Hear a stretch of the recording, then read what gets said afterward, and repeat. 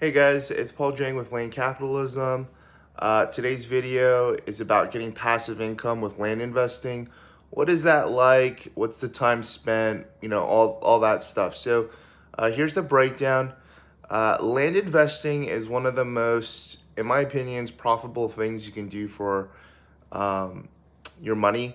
The way that I guess the land investing world works is we buy property between 25 cents to 50 cents on the dollar, and we flip it either for cash or for terms.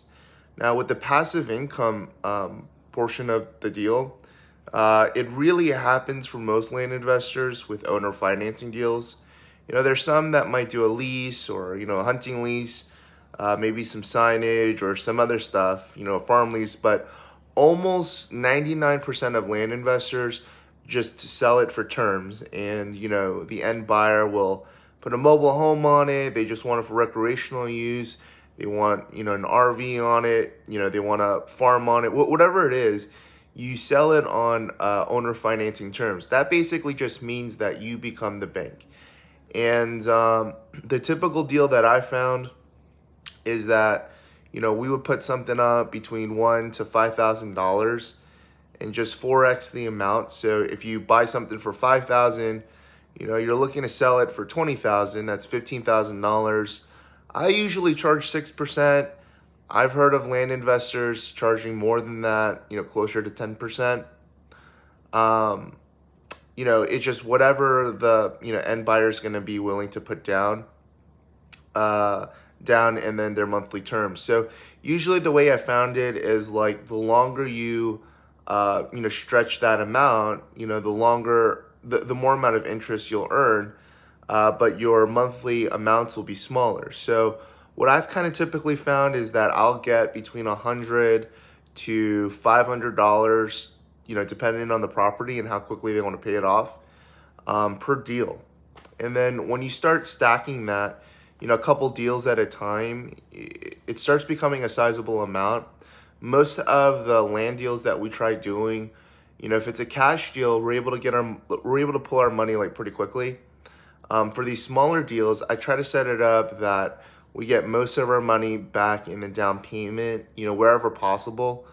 If something's really not selling as well, I might lower the down payment and just consider it, like kind of more of a typical investment where I'll get it over time.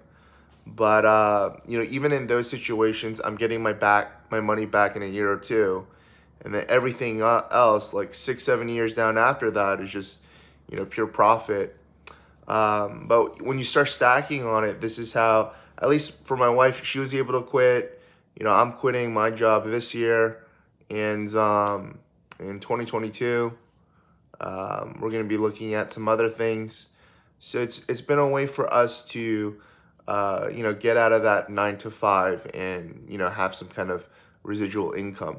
Whenever you are doing cash deals or, you're really working for your money, you're basically exchanging time for money. But when you're able to stack these like passive deals and, money streaming in, you're able to predict your cash flow, how much is coming in and how much is going out, and you could budget, you could, like live off of that, right? So, I don't know what your expenses are like, but, you just kind of figure out how many land deals you need. You get, you start buying them and start selling them for terms and cash. And I recommend doing both. But, once you start doing these terms deals, like you'll start seeing like, man, it is nice when I get that cash deal, but, the money that I get, per month from these term deals, that's what allows me to quit my job with, peace of mind. It's how it allowed my wife to quit her job 2 years ago, so, we both used to work pretty hard, both as teachers. And, when we first got together, our expenses were way higher. We've shrunk that down a lot lower. She was able to quit 2 years ago, and we were able to hold over with my salary and some of our land income. But now we're at a place that, we're ready to take the next step forward in, our journey. I don't know if you know, but I'm a Christian. I'm planning to, get into starting churches and planting churches in Virginia, that kind of stuff. So we're moving literally from Texas to Virginia, and land investing has, helped us in that process.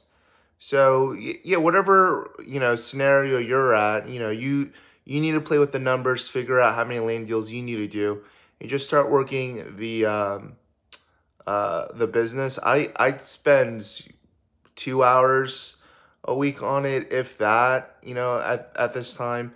So, it's a real, you know, um, you could set it up in a way that it really doesn't take your time and you're able to spend your energies elsewhere.